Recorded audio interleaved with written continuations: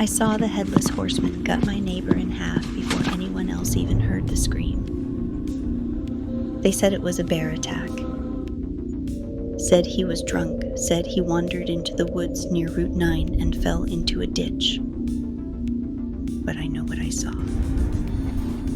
I was standing in my bedroom window, watching the night roll in like black smoke across the trees. I saw the hooves spark on pavement, the jack-o'-lantern head glow brighter than the porch lights. The blade, it wasn't clean, it dragged through bone. My neighbor's scream didn't even finish before the horseman rode on. No one believed me. They never do. But every Halloween, they come back. The monsters, the urban legends, the stories you whisper at sleepovers when you think your parents are asleep. They're real here, and I'm the only one who sees them. My name is Demi. I'm 18 years old. I live in a town that eats people. And tonight, I'm going hunting. 1998 Halloween night. A blood orange moon hung over Black Birch Hollow like a curse. The kind of moon that didn't feel accidental. The kind that felt summoned. The streets were packed, kids with plastic axes in their heads, giggling witches tripping over their capes, glow sticks bouncing like heartbeats in the dark. From a distance, it looked like the perfect small-town Halloween postcard. Up close, it felt off, like something was waiting behind the grins and the porch lights. Demi pulled her hood tighter, her combat boots slapping softly against the cold pavement. Her backpack clinked with every step, packed with salt vials, iron nails, a water bottle full of holy water, a sharpened stake she stole from her dad's tool shed, and a compact mirror covered in blood smudges she didn't have time to clean. Another bad feeling? Gage asked, jogging to catch up, his Frankenstein mask pushed back on his head like a weird crown. Worse, Demi muttered. It's starting earlier this year. Cool. Should I be worried about, I don't know, vampires eating my spleen? Demi cracked a smile, which faded fast. Only if we're lucky. He handed her a mini Snickers. She took it and shoved it in her coat pocket. You're real chipper this year, Gage said, nudging her. You sure you're not just bitter Buffy's on hiatus? I'm sorry. Are you suggesting Buffy the Vampire Slayer isn't the greatest show of all time? You've seen it so many times, I think your stake's name is Angel. Demi smirked. Angel was a brooding crybaby. Spike's where it's at. God help us if you start bleaching your hair. God's not helping anyone in this town, Gage. She stopped walking. Across the street, just past a row of carved pumpkins flickering in sync, stood a boy. Except it wasn't a boy. His head was tilted too far, his eyes glowed white-hot like lit matches. His shadow moved before he did, and he held a balloon, not red but black, with something slithering inside it. Don't look, Demi said sharply. Gage froze, eyes wide. What is it? One of them. Which one? I don't know yet, but it's watching the kids. The thing turned too fast and vanished between two houses. Demi's breath fogged the air. She gritted her teeth. They're not hiding anymore. Demi's journal, entry 43, 10:13 p.m. It's not just ghosts or ghouls anymore. They evolve, they adapt. The stories feed them, fear makes them stronger. And tonight, the veil isn't thin, it's broken. The high school was empty, too empty. Fluorescent lights buzzed overhead like dying wasps. The hallway was stretched tight and long, lockers gaping open like mouths mid-scream. Someone had left a balloon tied to a locker handle. White, not black this time, but smeared with something reddish and wet. Demi's boots echoed as she walked toward the girls' bathroom. She could feel it before she saw it. The air was colder here, like the room was grieving. "Why here?" Gage asked, sticking close. "Why the school?" "Because this is where she was born," Demi said quietly. "Middle school sleepover. Someone dared someone. Third stall. 3 words." Gage paled. "You mean?" "Yeah, Bloody Mary." He stopped walking. "You're serious?" She didn't answer. Instead, she reached into her backpack and pulled out a shard of mirrored glass, edges worn smooth from too many close calls. She gripped it like a blade. "Stay out here," she said. "No way." "Gage." She pushed the bathroom door open slowly. Creak. Inside, it was darker than it should have been. The overhead lights flickered like a broken strobe. The sinks were dry, the mirrors covered in handprints, some small, some not. The third stall door was shut. A single light swung above it, casting wild shadows. Demi stepped forward. The mirror above the sink was mostly clean, but something in her gut screamed, "Don't look." Too late. A flicker, a twitch, a woman, face pale as milk, long black hair slicked down her cheeks like wet funeral drapes, stood behind her in the reflection. But when Demi turned, no one. The stall door creaked open. Demi didn't flinch. She raised the mirror shard slowly.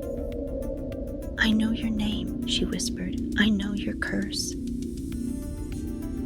The bathroom filled with the sound of dripping water that wasn't there, a high-pitched giggle, the scent of dead flowers. Bloody Mary stepped from the mirror. Her eyes were hollow, her mouth stretched unnaturally wide, split at the corners. She reached forward, nails black, fingers jointed wrong like broken doll parts. Demi spun and slashed the mirror across the sink. Shattered shards flew like razors. The reflection screamed. Gage burst in, wide-eyed, holding a flashlight like a weapon. "What the hell?" Mary turned toward him. He saw her for the first time, and his scream stuck in his throat. Demi grabbed his wrist and pulled him back. "She's not fully out yet," Demi panted. "We need to leave, now." They ran. Behind them, the mirror flickered, once, twice, then went black. Demi's journal, entry 44/11:06 p.m. "She's not like the others. She doesn't want blood. She wants faces. She wants to replace someone. And I think she nearly chose Gage."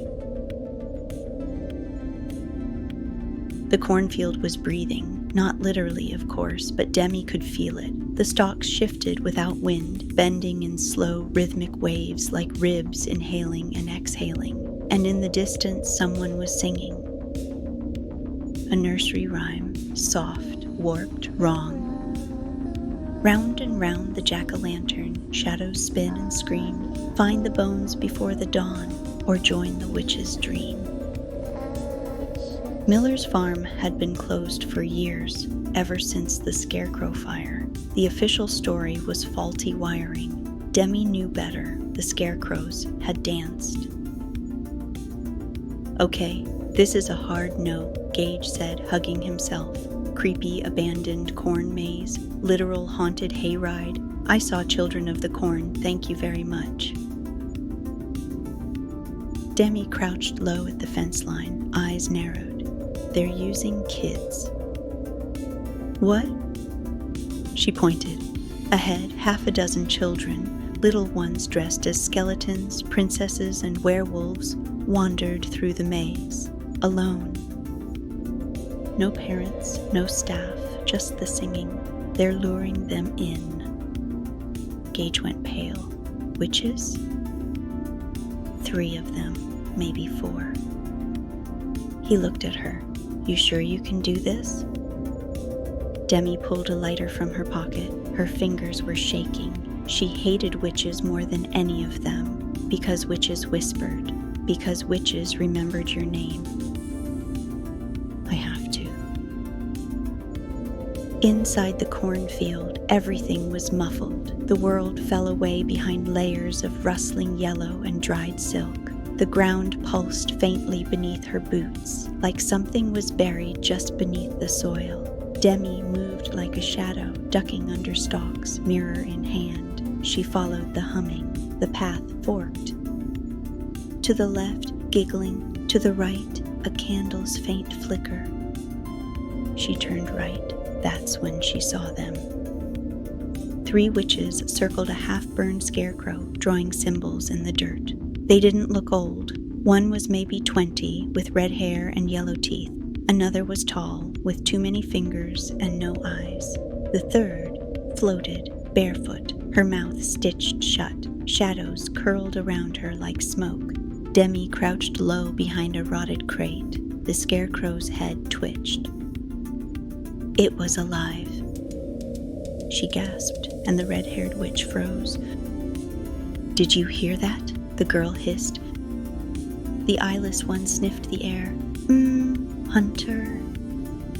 Demi's stomach dropped. They could smell her. She didn't wait. She stood, raised the lighter, and flicked it on. Hey, witches, she called. Trick or treat.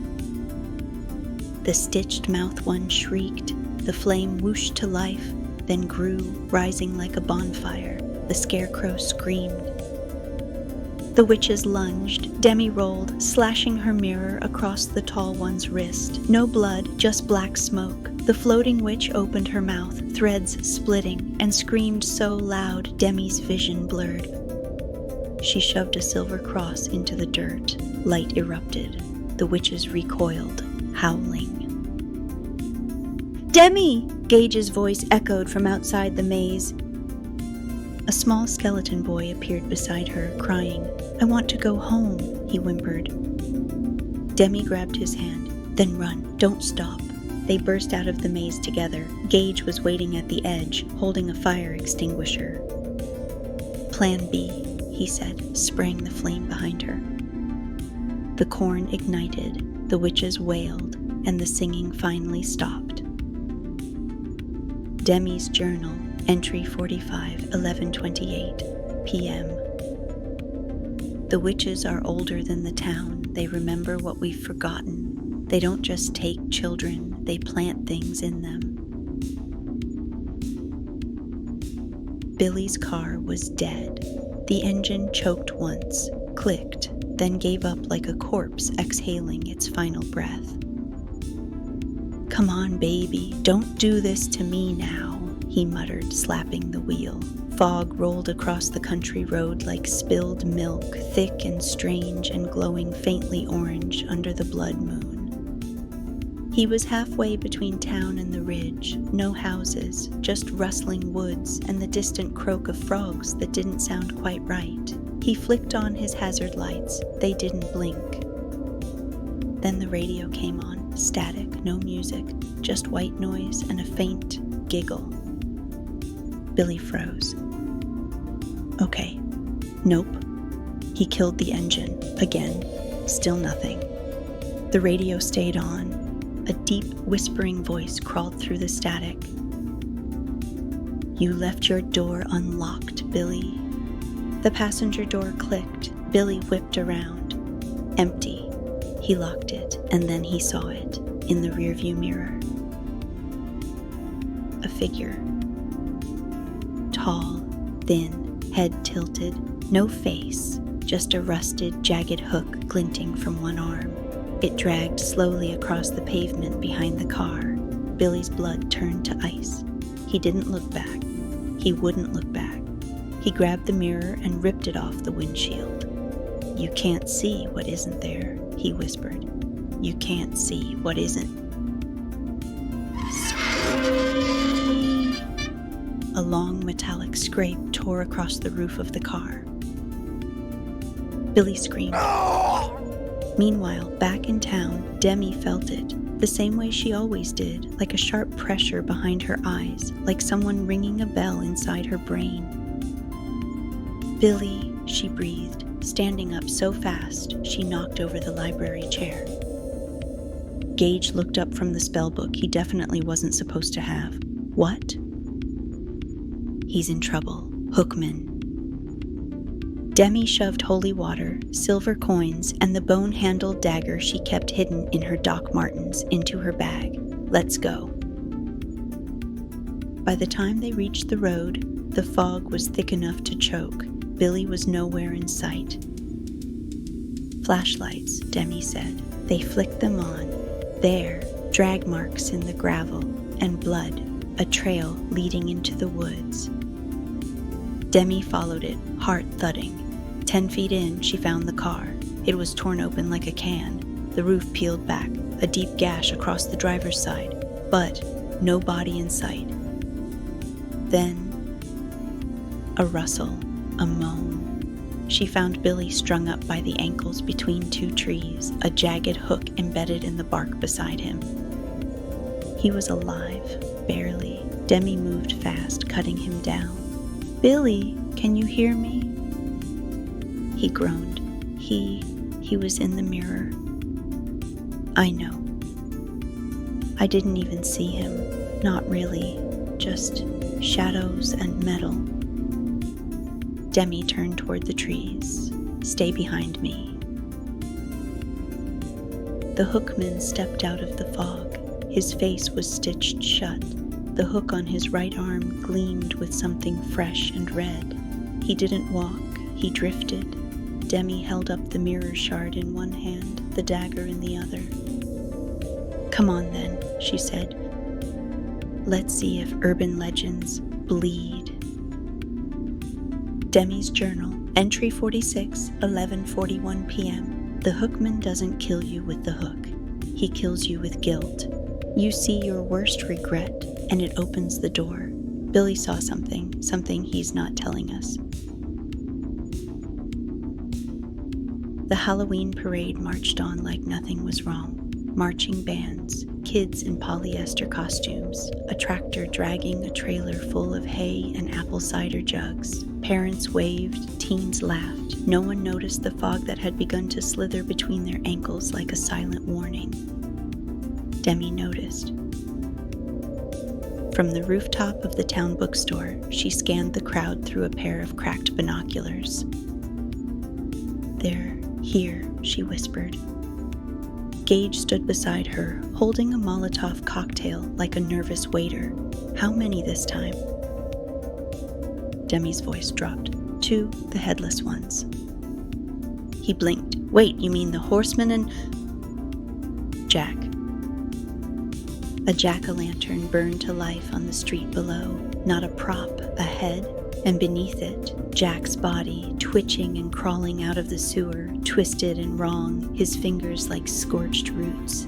The horseman came next, thundering hooves on pavement. No one heard it at first, just a soft vibration underfoot. Then the crowd parted, slowly, too slowly. Clip-clop, clip-clop.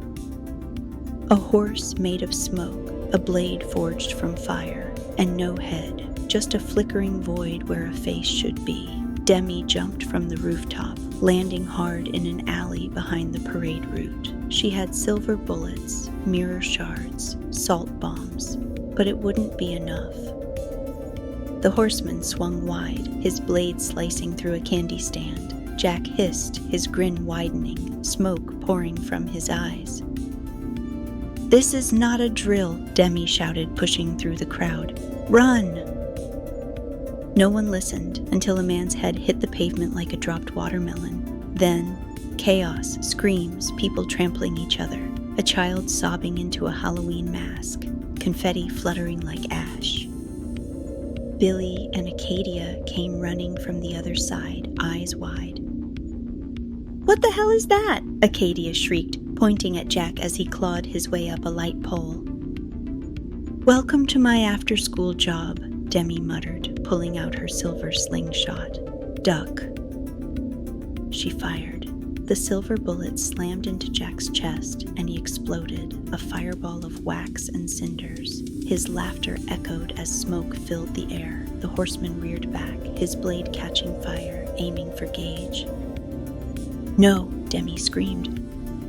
She threw herself in front of him, raising the mirror shard. The horseman saw himself, headless, soulless. For a second, he faltered. Then he vanished, just smoke. The silence that followed was unnatural. The crowd was gone. Blood stained the sidewalk. A carnival float burned in the distance. Demi stood there, shaking, smoke curling from her sleeves. Acadia looked at her like she was seeing her for the first time. "What are you?" she whispered. Demi didn't answer. Demi's journal entry 47:11:53 p.m. The headless ones are older than Halloween, older than death. You can't kill them. You can only remind them what they've lost. The cemetery didn't creak. It hummed, not with noise, but with something colder, older, like the stones were holding their breath. Fog hugged the ground, thicker than ever, curling around the tombstones like it knew where to go. Demi stood at the edge of the wrought iron gate, alone. Her stake was warm in her palm. Her breath fogged the air. The moon above wasn't red anymore. It was bleeding, dripping light across the crypts like a warning. "Why'd it have to be vampires?" she whispered to herself, stepping into the dark. The others had begged her not to come alone, but this was her fight. They couldn't see what she saw. Not yet.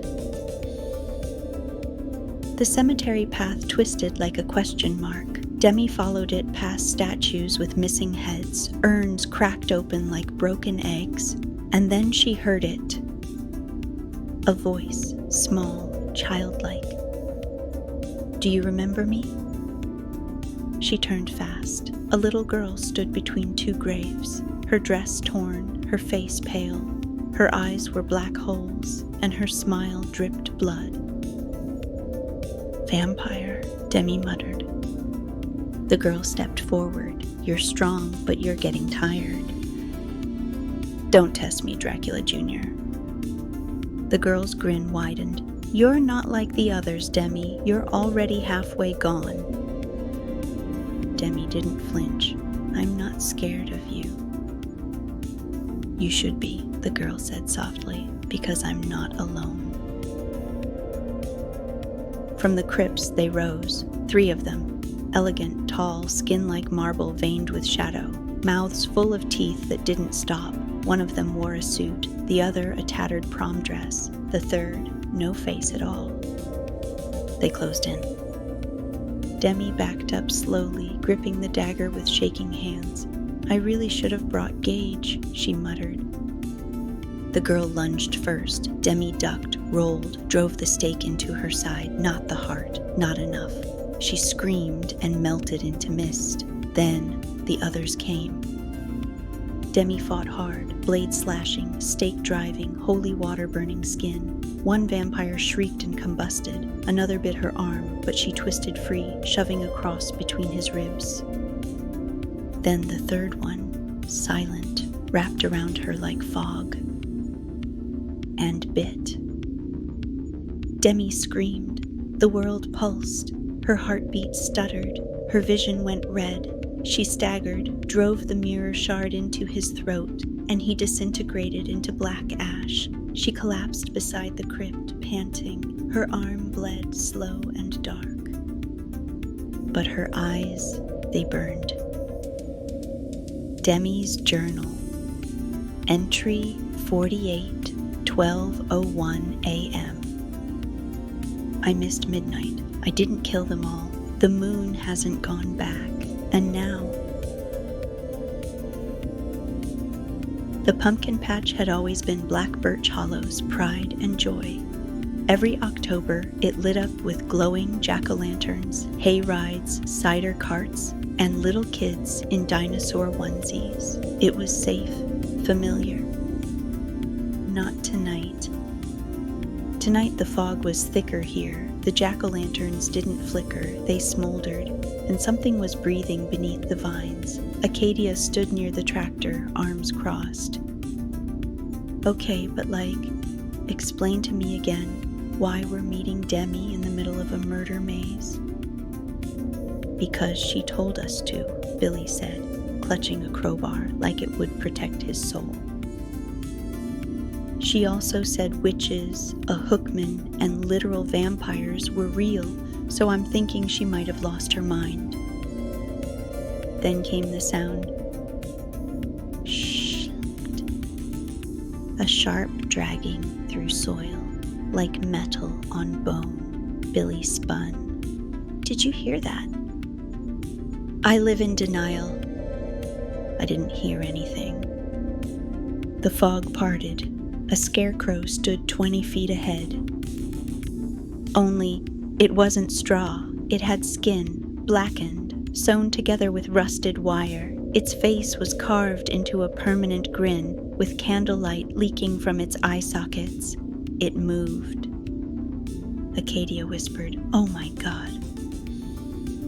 Then another appeared, and another, 6 in total, all watching, grinning, tilting their heads in perfect sync. Billy dropped the crowbar. That's when Demi appeared, out of the smoke, limping, eyes glowing faintly red. One arm bandaged, her jacket torn and blood-streaked. "Move!" she screamed. She threw a salt bomb, and the first scarecrow exploded, not in flame, but in shrieking mist. "What the hell is happening?" Acadia screamed, grabbing a pitchfork off a haystack. "They're called the Hollowed Ones," Demi panted. "Scarecrow spirits. They feed on disbelief. The more you pretend they're not real, the more they grow." Billy's voice shook. "I see them." "I know," Demi said. "Midnight passed. The veil's gone." Acadia stared at Demi's eyes. "What's wrong with you?" Demi looked away. "I was bitten. I'm not turning. Not yet, but I can hear them now. All of them." Another scarecrow charged. Billy swung the crowbar. Too slow. Demi tackled it midair, driving a silver knife between its ribs. It convulsed and melted into ash. Acadia backed up slowly. "You're one of them now?" "I'm still me," Demi said, trembling. "But for how long?"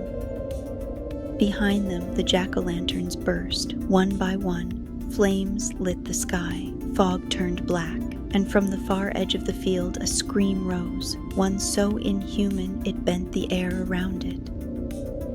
Gage's voice crackled over the walkie. "They're everywhere. The town's under siege." Billy turned to Demi. "What do we do?" She didn't blink. "We hunt." Demi's journal, entry 49, 12:22 a.m. "They finally see what I see, but it's too late to run. The town is overrun. The veil is gone. The blood moon isn't fading. And I'm not sure I am either." The town was dying. Main Street burned. Fog rolled in waves thick enough to drown in. Storefronts shattered. Windows exploded from within. People ran screaming through the chaos. Some chased, some possessed. The air tasted like ash and metal. The streetlights flickered, buzzing like hornets.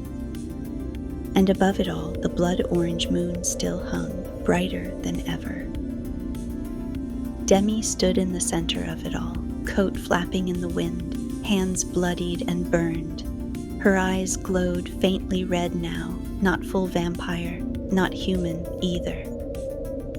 "I think we're past the point of subtle," she muttered. Behind her, Billy, Acadia, and Gage held their weapons like survivors, not heroes. "Any last plan?" Billy asked. "Yeah," Demi said, breathless. "We kill them, all of them, before the clock hits 1 o'clock. "Wait, I thought it was midnight?" "It was, but the moon didn't vanish. That means something changed. Acadia's voice cracked. What does that mean? It means there's still time, but not much. A church bell rang once in the distance, deep and hollow. That's when the monsters came, from every alley, from under manhole covers, from rooftops.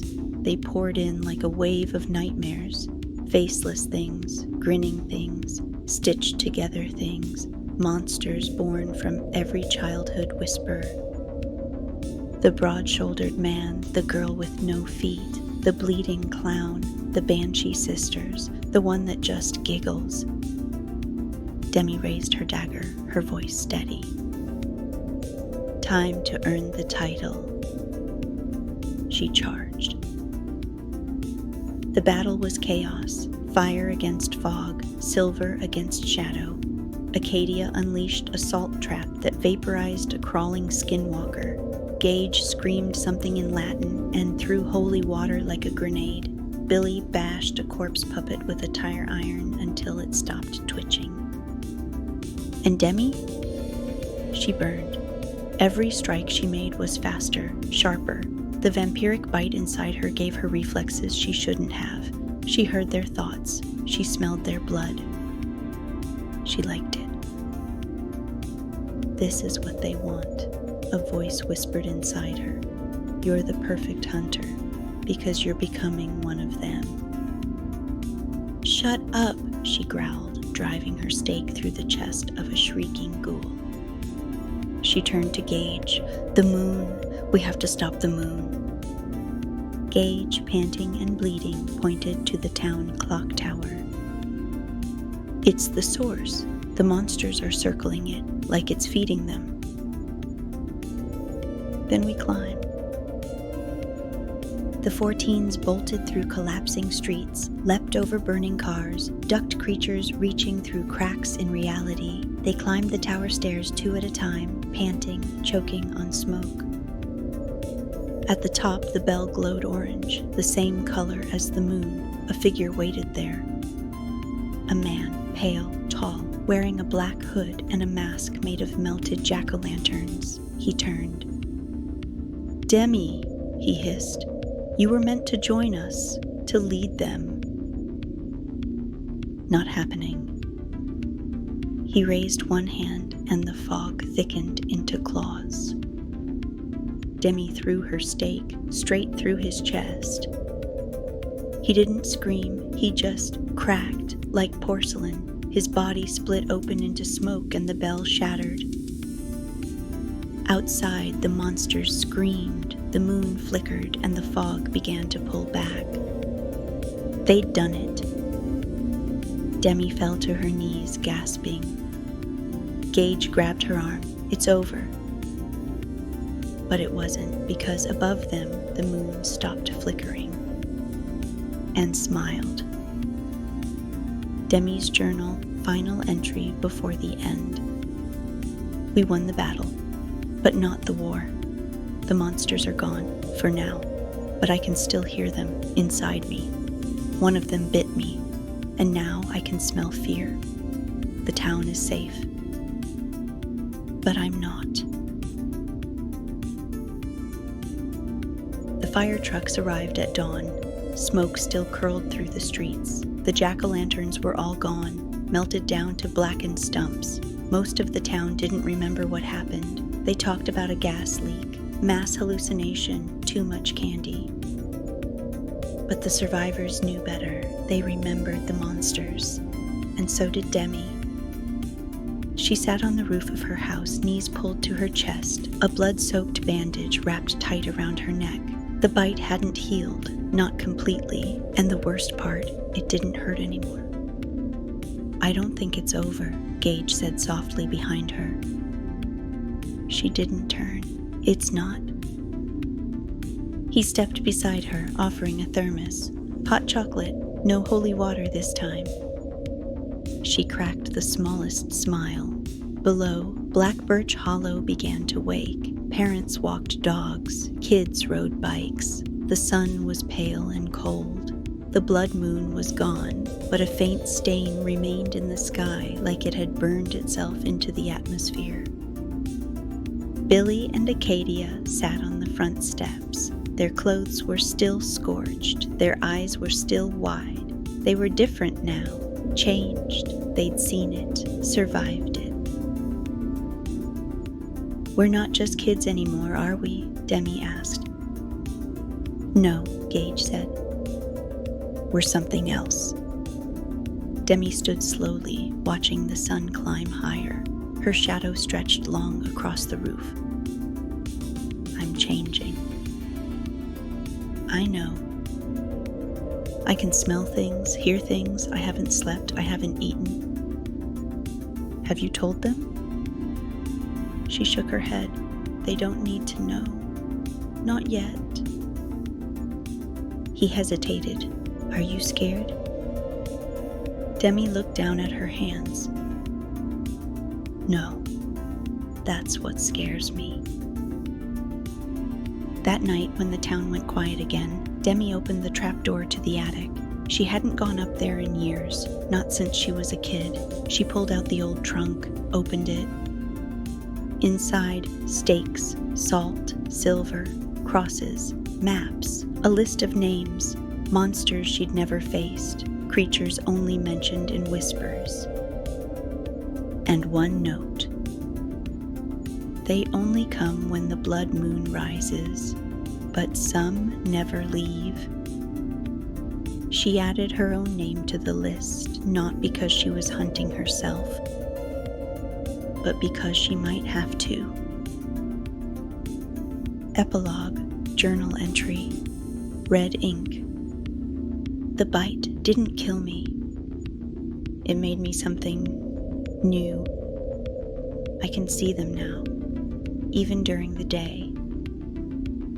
I can hear them breathing under floorboards.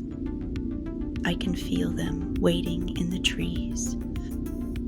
The town thinks Halloween is over, but the monsters don't wait for next year. They wait for me."